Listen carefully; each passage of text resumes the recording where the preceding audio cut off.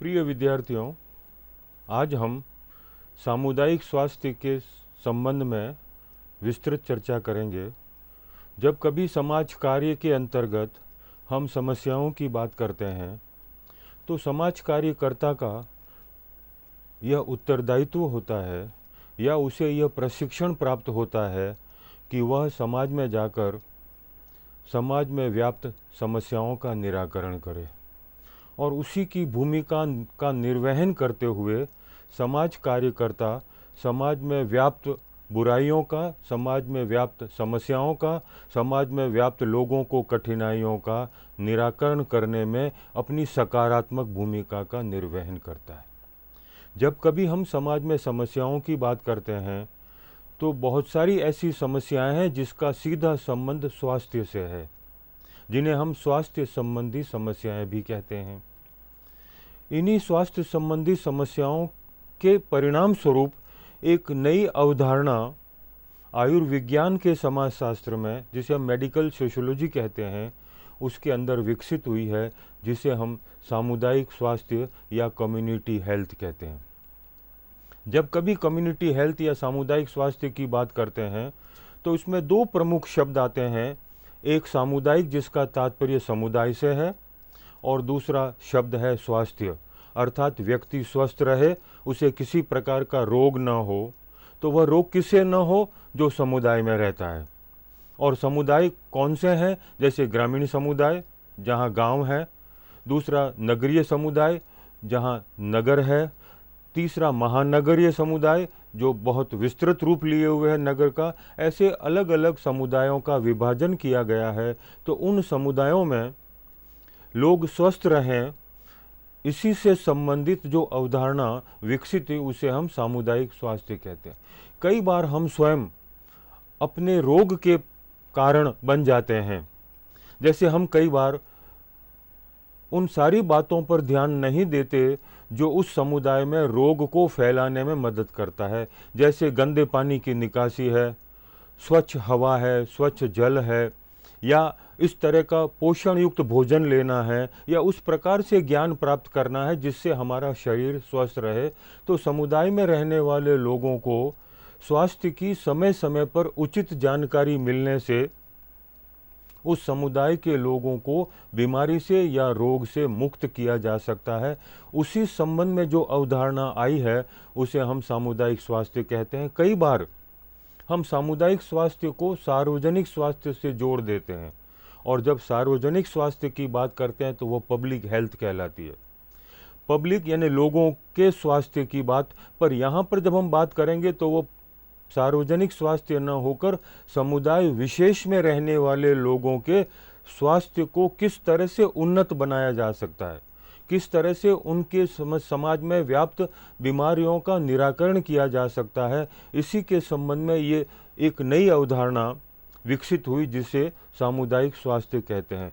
इस पूरी चर्चा में हम सामुदायिक स्वास्थ्य का अर्थ और उसके साथ साथ समुदाय किसे कहते हैं और स्वास्थ्य किसे कहते हैं, इन दोनों को मिलाकर सामुदायिक स्वास्थ्य के संबंध में अर्थ और परिभाषा की जानकारी लेंगे, और साथ में सामुदायिक स्वास्थ्य को प्रभावित करने वाले कौन कौन से कारक हैं।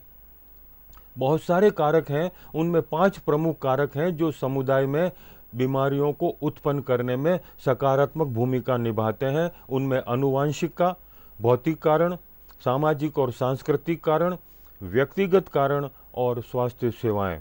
और इसके साथ साथ जो सामुदायिक चिकित्सा और फिर सामुदायिक हम सब की जिम्मेवारी है, इन सब के बारे में अलग से हम चर्चा करेंगे। तो जब हम सामुदायिक स्वास्थ्य की बात करते हैं तो किसी व्यक्ति की स्वास्थ्य स्थिति कई कारकों से और कई कारण से गतिशील होती है जो उसके स्वास्थ्य को निर्धारित करती है।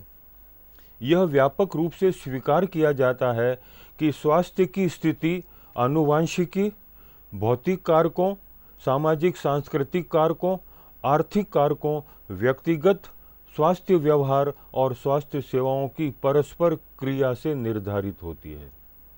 स्वास्थ्य एक गतिशील अवधारणा है जिसे हर व्यक्ति किसी न किसी रूप में प्राप्त करना चाहता है। हर व्यक्ति की यह अपेक्षा होती है कि वह स्वस्थ रहे और किसी प्रकार का रोग उसे घेरे नहीं। स्वास्थ्य व्यक्ति का सकारात्मक पक्ष है और बीमारी, रोग और रुग्णता नकारात्मक पक्ष का प्रतीक है। प्रत्येक व्यक्ति की या समाज के सभी लोगों की स्वास्थ्य की रक्षा, बढ़ावा देने और उसे बहाल करने के लिए सार्वजनिक स्वास्थ्य या सामुदायिक स्वास्थ्य का एक एकीकृत कार्यक्रम अस्तित्व में आया। यानी समुदाय में रहने वाले सभी व्यक्ति स्वस्थ रहें, इसलिए एक इंटीग्रेटेड प्रोग्राम डेवलप किया गया, जिससे कि समुदाय के लोगों को रोग से बचाया जा सके, उसे बीमारियों से मुक्त किया जा सके। स्वतंत्रता के बाद से भारत में सार्वजनिक स्वास्थ्य विकसित हुआ है और इसी का परिणाम कि हम विभिन्न रोगों और मृत्यु दर संकेतकों में सुधार करने में सफल हुए हैं। हालांकि बहुत कुछ अभी भी प्राप्त करने की आवश्यकता है। इस क्षेत्र में मध्य स्तरीय स्वास्थ्य सेवा प्रदाता, जिसे mid level health care provider MLHP, एक महत्वपूर्ण भूमिका निभा सकता है। सामुदायिक स्वास्थ्य की अवधारणा ने चिकित्सा विज्ञान में एक नए युग की शुरुआत की है। इसे चिकित्सा विज्ञान की शाखाओं में से एक शाखा के रूप में मान्यता मिली है। सामुदायिक स्वास्थ्य की अवधारणा से पता चलता है कि बीमारियां मूल रूप से सामाजिक होती हैं। इससे पहले तक तो यही सोच थी कि जब शरीर में कोई कीटाणु या विषाणु का प्रवेश होता है तो व्यक्ति के शरीर के विभिन्न अंग अपना अपना सुचारू कार्य नहीं कर पाते हैं, अर्थात उनमें कोई व्याधि या विकृति आ जाने से व्यक्ति बीमार या रोगी हो जाता है। लेकिन धीरे धीरे जब समाजशास्त्र का आयुर्विज्ञान के साथ संपर्क हुआ और दोनों के बीच विषय क्षेत्र का आदान प्रदान हुआ, तो यह बात सामने आई कि कई बार रोग का कारण सिर्फ विषाणु या कीटाणु ही नहीं होते, समाज स्वयं उत्तरदायी होता है अनेक प्रकार के रोगों को फैलाने में। समाज में रहने वाले लोगों का व्यवहार, उनका खान पान, उनकी संस्कृति, उनकी प्रथाएं, उनकी परंपराएं इत्यादि भी किसी न किसी रूप में व्यक्ति को रोगी बनाने में महती भूमिका निभाती है। इसलिए ये माना गया कि बीमारियों का मूल कारण अब सामाजिक भी है और समुदाय के बीच उत्पन्न होती है। सबसे पहले बीमारियां, स्वास्थ्य और चिकित्सा हमेशा सांस्कृतिक रूप से प्रभावित और निर्धारित होती थी।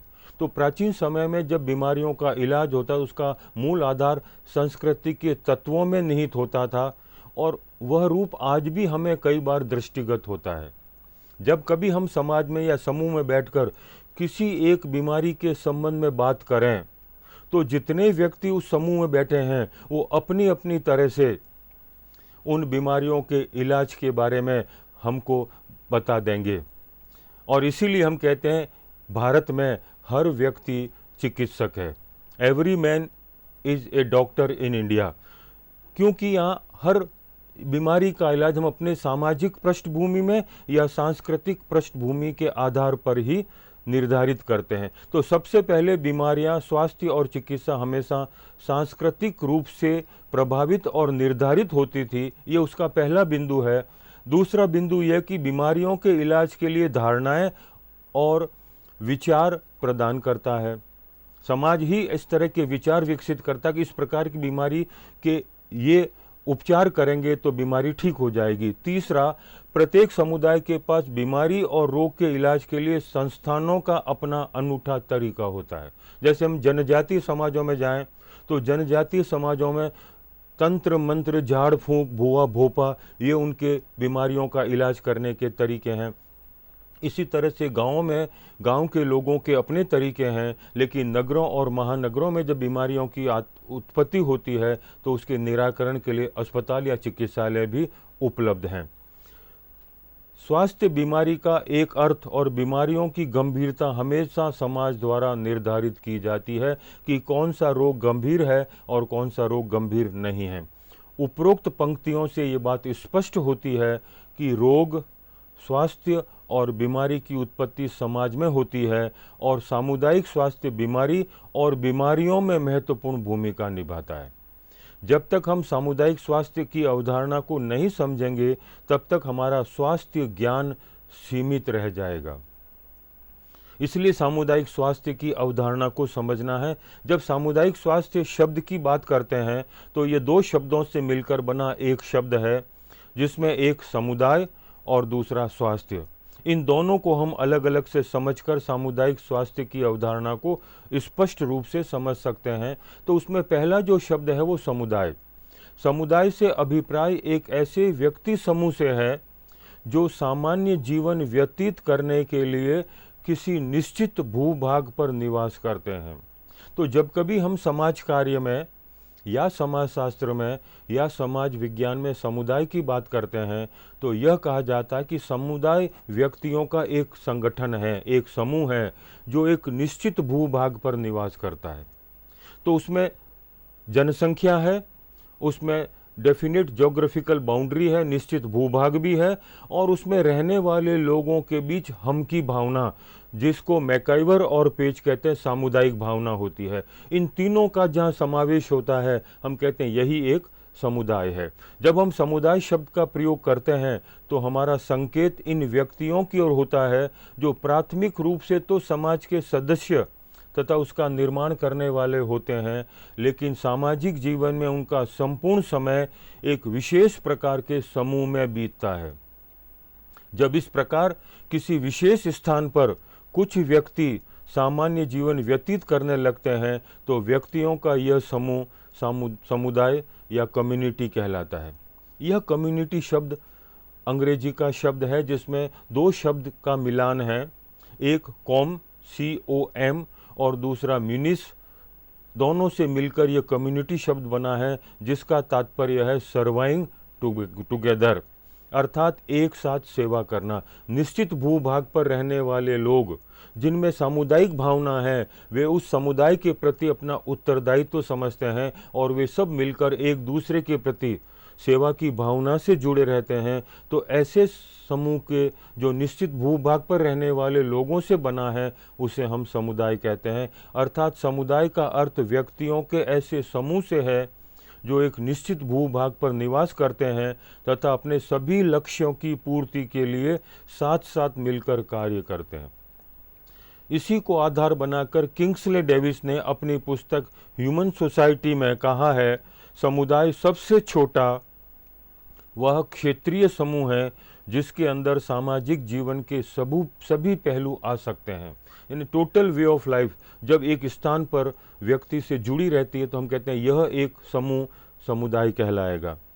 डेविस ने जो परिभाषा दी उसमें 3 प्रमुख तत्व हैं। एक तो व्यक्तियों का समूह अर्थात निश्चित जनसंख्या है, दूसरा निश्चित भौगोलिक क्षेत्र है, उनकी अपनी एक बाउंड्री होती है और उसमें रहने वाले लोगों के बीच सामाजिक जीवन के सब पहलू आ जाते हैं, सामाजिक, आर्थिक, राजनीतिक, धार्मिक, शैक्षिक वगैरह।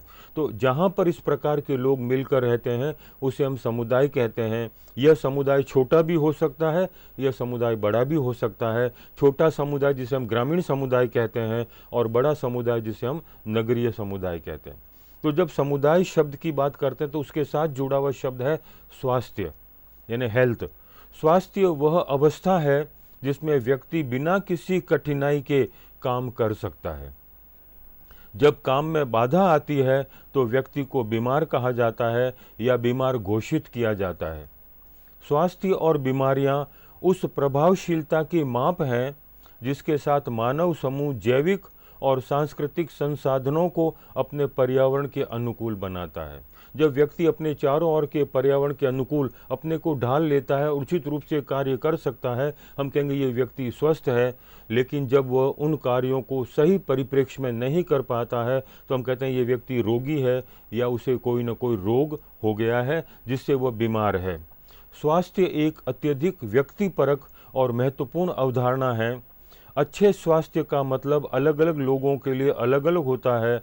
कुछ लोग बीमारी या विकलांगता से मुक्त होने पर खुद को स्वस्थ मानते हैं, जबकि जिन लोगों को कोई बीमारी या विकलांगता है वे भी खुद को अच्छे स्वास्थ्य के रूप में देख सकते हैं यदि वे अपनी स्थिति का प्रबंधन करने में सक्षम हैं, ताकि इसका उनके जीवन की गुणवत्ता पर बहुत अधिक प्रभाव नहीं पड़े।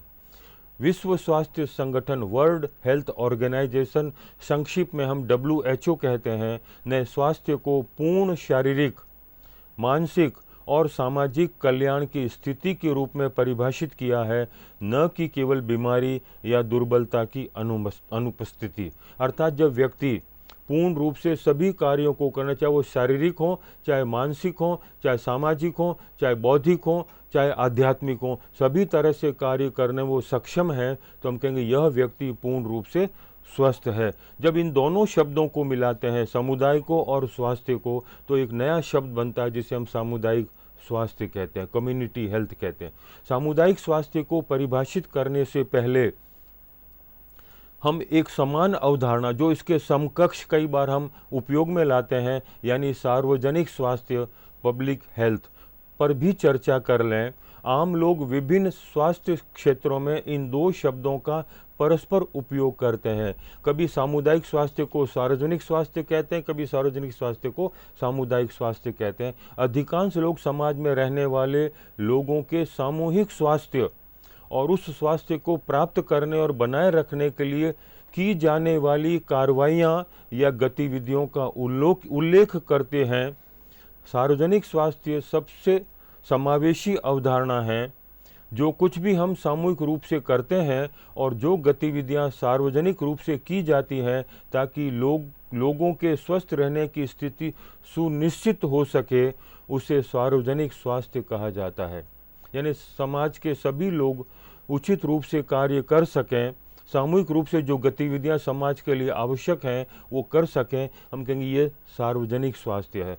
सार्वजनिक स्वास्थ्य प्रणाली जिसे सरकार, निजी स्वैच्छिक संगठनों और व्यक्तियों द्वारा औपचारिक ढांचे में किए गए कुछ कार्यों और गतिविधियों के रूप में परिभाषित किया जाता है। ऐसी स्थितियां प्रदान करने के लिए एक संगठनात्मक तंत्र है। लोग सार्वजनिक स्वास्थ्य को सरकारों की जिम्मेदारी मानते हैं कि वह स्वच्छता, पेयजल, टीकाकरण, महामारी के नियंत्रण और रोकथाम आदि प्रदान करेंगे।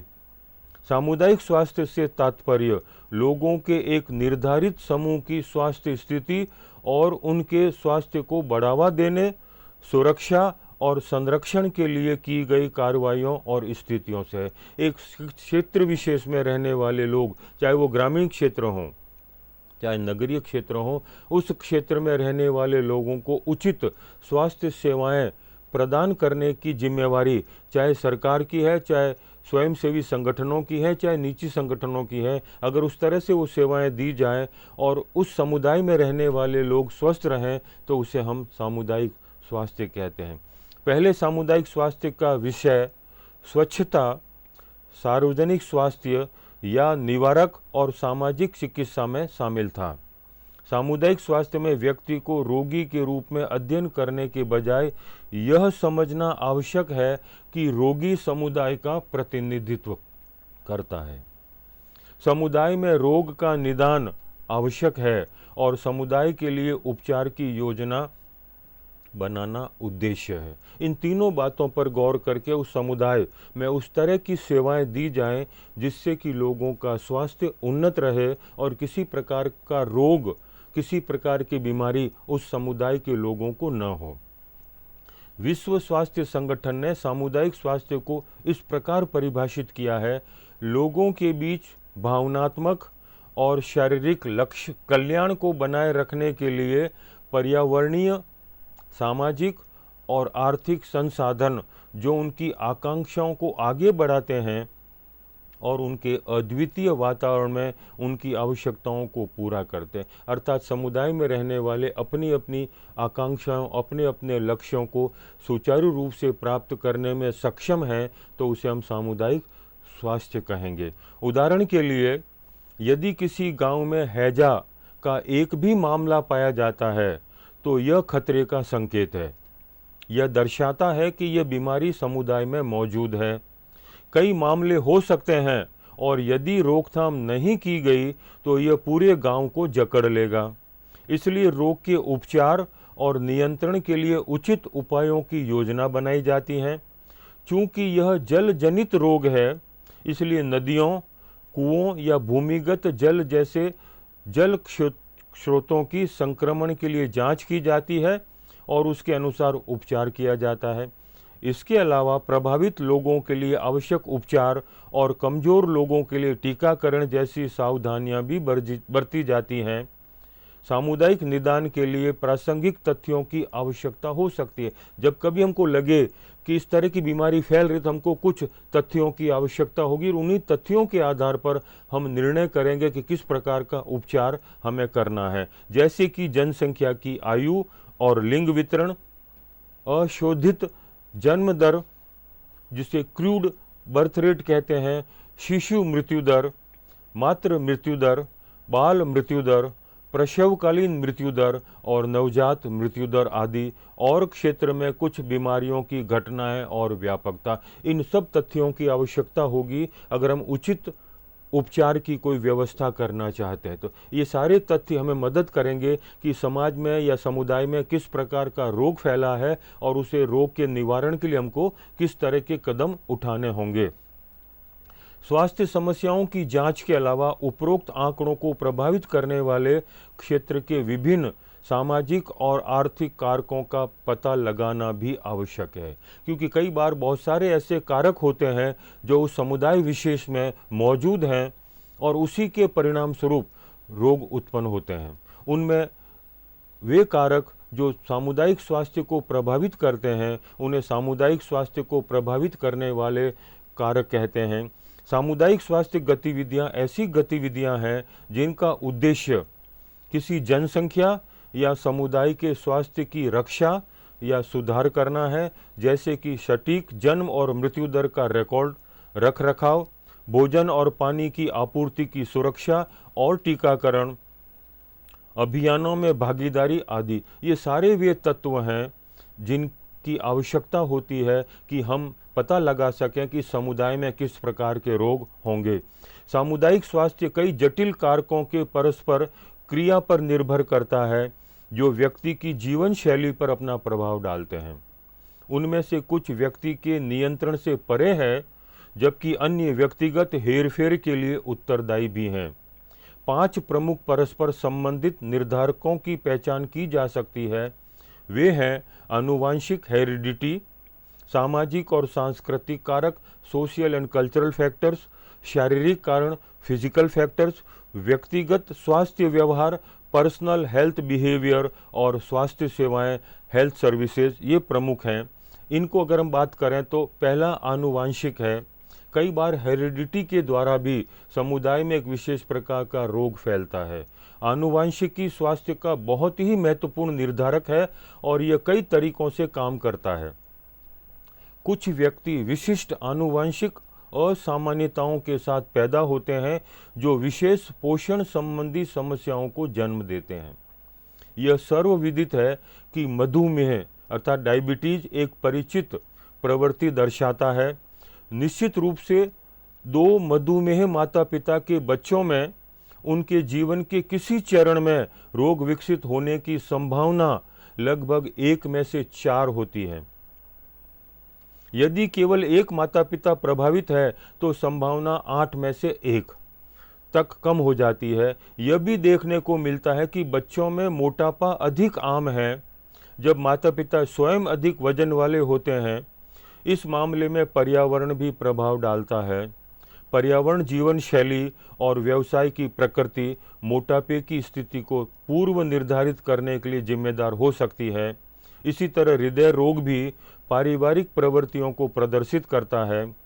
पर्यावरण या व्यक्तिगत व्यवहार प्रतिमान में जितने अधिक नकारात्मक कारक मौजूद होंगे उतनी ही अधिक संभावना होगी कि रोग दिखाई देंगे। इसलिए जब कभी सामुदायिक स्वास्थ्य की बात करते हैं तो उस समुदाय में रहने वाले लोगों की हेरिडिटी कैरेक्टर किस प्रकार की है और उन्हीं हेरिडिटी कैरेक्टर के आधार पर हम रोग के बारे में पता लगा सकते हैं। रोग के उपचार के लिए हम कदम भी उठा सकते हैं। दूसरा महत्वपूर्ण जो कारक है वो है सामाजिक और सांस्कृतिक कारक।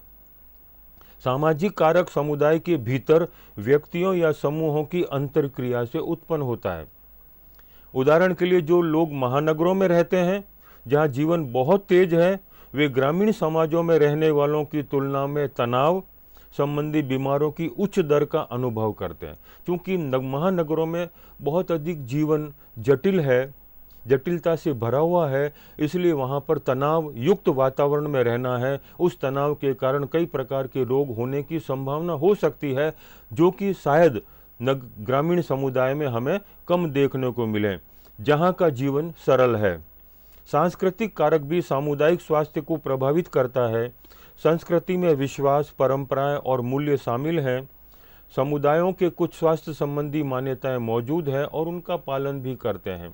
अर्थात संस्कृति में भी कुछ तत्व मौजूद हैं जो समुदाय में रोग को फैलाने में मदद करते हैं। फिर भौतिक कारण जो हमें घेरे हुए हैं, प्राकृतिक पर्यावरण है, वह भी हमारे रोग का कारण बनता है। भौतिक कारक स्वास्थ्य पर अपने प्रभाव में महत्वपूर्ण हैं। इसमें भूगोल, पर्यावरण, समुदाय का आकार आदि का प्रभाव शामिल है। इसका रुख, अक्षांश और जलवायु सीधे समुदाय की स्वास्थ्य समस्याओं को प्रभावित करता है। भारत जैसे उष्ण कटिबंधीय देशों में जहां गर्म और आर्द्र तापमान होता है, अर्थात जहां हॉट और ह्यूमिड एनवायरनमेंट है, परजीवी रोग और संक्रामक रोग सामुदायिक स्वास्थ्य समस्याओं के प्रमुख कारक हैं। इस बीमारी से बचना और भी मुश्किल हो जाता है, क्योंकि खराब मिट्टी की स्थिति के कारण अपर्याप्त खाद्य उत्पादन और कुपोषण होता है। कई बार पर्यावरण भी हमें रोग देता है। जैसे हम रेगिस्तान में रहते हैं तो रेगिस्तानी बीमारियां कई प्रकार की हो सकती हैं, जो उस रेगिस्तानी समुदाय में रहने वाले लोगों को प्राय होती हैं। इसी तरह व्यक्तिगत व्यवहार स्वास्थ्य मुद्दों से संबंधित व्यक्तियों की पसंद को दर्शाता है। व्यक्तिगत स्वास्थ्य व्यवहार भोजन के विकल्पों का अंतिम निर्णायक होता है। व्यक्ति धूम्रपान या शराब पीना, व्यायाम करना या टीकाकरण करवाना आदि का चुनाव करेगा। व्यक्तिगत व्यवहार के स्वास्थ्य विरोधी प्रभावों को अवांछनीय स्वास्थ्य आदतों को अपनाने, स्वास्थ्य देखभाल को अस्वीकार करने और गैर अनुपालन के रूप में प्रकट होते देखा जा सकता है। अप्रत्यक्ष रूप से उच्च जोखिम वाले वातावरण और अनुचित व्यवहार का निर्माण स्वास्थ्य समस्याओं को जन्म दे सकता है। कई बार व्यक्ति स्वयं अपने रोग का कारण बनता है। उसकी पसंदगी और नापसंदगी उसे रोगी बनाती है। किस प्रकार का खान पान वह करेगा, किस प्रकार का व्यवहार उसे अपनाना है, किस प्रकार से वो कार्य नहीं करेगा, किस प्रकार का भोजन ग्रहण नहीं करेगा, इन सब का संबंध व्यक्तिगत व्यवहार से संबंधित है और उसी से वह कई बार रोगी भी होता है, न चाहते हुए भी। इसलिए कहा जाता है कि व्यक्तिगत स्वास्थ्य व्यवहार भी समुदाय में रहने वाले लोगों के स्वास्थ्य का कारण बनता है। व्यक्तिगत व्यवहार संबंधी आदतों के साथ साथ स्वास्थ्य सेवाएं भी प्रमुख हैं जो रोग को फैलाने में मदद करती हैं। स्वास्थ्य सेवाओं का प्रावधान स्वास्थ्य स्थिति को प्रभावित करेगा। उदाहरण के लिए, यदि कोई पोषण और स्वास्थ्य शिक्षा उपलब्ध नहीं है तो लोग पोषण संबंधी समस्याओं के लिए मदद नहीं ले पाएंगे। इसलिए आवश्यकता है इन सेवाओं की जो समुदाय में लोगों को मिलेगी उचित शिक्षा के रूप में, तो हो सकता है कि वहाँ पर रोग फैलने की संभावना कम हो। जैसे विटामिन ए की कमी और अन्य कमियाँ जैसे पोषण संबंधी समस्याएं संभवतः बनी रहेंगी और समुदाय की पोषण संबंधी स्थिति बिगड़ जाएगी। इसलिए वहाँ पर किस प्रकार की सेवाएं उपलब्ध हैं उसी के आधार पर रोग फैलने का कारण बनता है या नहीं बनता है। तो इसके लिए क्या करें? इसके लिए सामुदायिक चिकित्सा है। सामुदायिक चिकित्सा शब्द एक नई अवधारणा है। यह पहले सार्वजनिक स्वास्थ्य, निवारक चिकित्सा, सामाजिक चिकित्सा और सामुदायिक स्वास्थ्य के रूप में जाना जाता था का उत्तराधिकारी है सामुदायिक चिकित्सा। सामुदायिक चिकित्सा शब्द का अर्थ अलग अलग देशों में अलग अलग होता है। उदाहरण के लिए, अधिकांश यूरोपीय देशों में सामुदायिक चिकित्सा के विभिन्न पहलुओं को विभिन्न नामों से चिकित्सा विश्वविद्यालयों में पढ़ाया जाता है, जैसे कि सामान्य अभ्यास, पारिवारिक चिकित्सा, सामुदायिक चिकित्सा या सामाजिक चिकित्सा। ये विविधताएं किसी विशेष समूह या समुदाय की आबादी में स्वास्थ्य और बीमारी के अध्ययन के क्षेत्र में परिलक्षित होती हैं। अध्ययन का लक्ष्य किसी विशेष समूह या समुदाय की स्वास्थ्य समस्याओं और ज़रूरतों की पहचान करना और फिर योजना बनाना, कार्यान्वयन करना, प्रबंधन करना और अंततः इस बात का मूल्यांकन करना कि इन ज़रूरतों को पूरा करने के लिए स्वास्थ्य उपायों को किस हद तक प्रभावी ढंग से लागू किया जा सकता है। तो यह सामुदायिक चिकित्सा सेवाएं हैं जो ज़रूरत के हिसाब से समुदाय में आवश्यक है और उन्हीं के आधार पर हम समुदाय में रोग को रोकने में सहायक हो सकते हैं। इसके लिए सामुदायिक जिम्मेदारी है। स्वास्थ्य सेवाओं द्वारा स्वास्थ्य देखभाल को कभी भी उन समुदायों की सक्रिय समझ और भागीदारी के बिना पर्याप्त रूप से संरक्षित नहीं किया जा सकता, जिनका स्वास्थ्य दांव पर है। वर्तमान तक तो पूरी दुनिया में स्वास्थ्य संसाधनों की अपर्याप्तता के कारण लोगों के स्वास्थ्य की उपेक्षा की जाती थी। उन्हें पैथोलॉजी के शिकार या पैथोलॉजी के स्रोत के रूप में देखा जाता था। इस प्रक्रिया में वे निवारक और चिकित्सीय सेवाओं का लक्ष्य बन जाते हैं। लेकिन अब स्वास्थ्य में लोगों की भूमिका के बारे में यह प्रतिकूल और उदासीन दृष्टिकोण बदल गया है, क्योंकि यह एहसास हुआ है कि ऐसे कई काम हैं जो व्यक्ति संयुक्त सामुदायिक प्रयासों के अलावा खुद के लिए नहीं कर सकता। 3 तरीके हैं जिनमें समुदाय स्वास्थ्य सेवाओं में सक्रिय रूप से भाग ले सकता है। समुदाय स्वास्थ्य के लिए सुविधाएं प्रदान कर सकता है, समुदाय जनशक्ति साझा कर सकता है, समुदाय रसद सहायता और मौद्रिक सहायता भी प्रदान कर सकता है। तो इस तरह से समुदाय में रहने वाले मिलकर काम करेंगे तो समुदाय के लोगों का स्वास्थ्य अच्छा रहेगा। इसीलिए सामुदायिक स्वास्थ्य कार्यक्रम 1970 में प्रारंभ किया गया। 1970 के दशक में के मध्य में गैर सरकारी क्षेत्र और अन्य स्वैच्छिक एजेंसियों द्वारा शुरू किए गए सामुदायिक स्वास्थ्य कार्यकर्ता कार्यक्रम का उदय हुआ। यह निष्कर्ष निकाला गया कि प्रशिक्षित और विशेषज्ञ स्वास्थ्य कार्यकर्ताओं का एक समूह कम साक्षरता स्तर और शैक्षिक योग्यता के बावजूद स्वास्थ्य परिणामों में उल्लेखनीय सुधार कर सकता है। विभिन्न सामुदायिक स्वास्थ्य कार्यकर्ता कार्यक्रमों के मूल्यांकनों में पाया गया कि सामुदायिक स्वास्थ्य कार्यक्रमों की सफलता में कुछ महत्वपूर्ण कारक योगदान करते हैं। ये है मजबूत नेतृत्व जो अन्य कार्यकर्ताओं को सहायता और प्रशिक्षण प्रदान करता है। कार्यक्रम की अवधि कम से कम 5 से 10 वर्ष होनी चाहिए। रेफरल लिंकेज का व्यवस्थित और अच्छी गुणवत्ता होना जहां उच्च स्तर की बीमारियों को संभाला जा सके और महिलाओं को भी स्वास्थ्य देखभाल प्रदाताओं के रूप में हिस्सा लेना चाहिए। हालांकि गैर सरकारी संगठनों द्वारा चलाए जाने वाले सामुदायिक स्वास्थ्य कार्यक्रम बाहरी फंडिंग पर निर्भर हैं, इसलिए उन्हें हमेशा स्थिरता के खतरे का सामना करना पड़ता है।